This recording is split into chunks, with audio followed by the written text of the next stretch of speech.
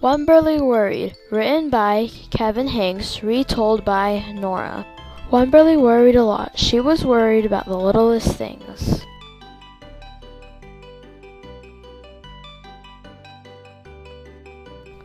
Her parents were getting worried because she was getting worried.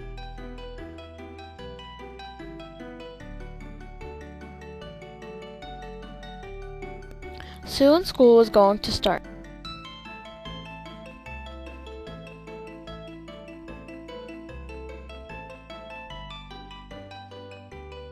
Wemberly started to worry.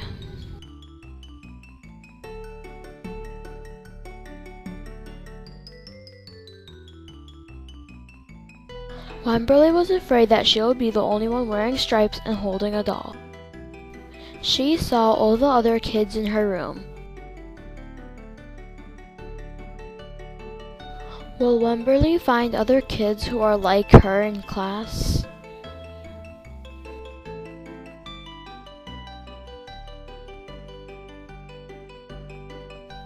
Read Wemberly Worried from the Hoover Library to find out more.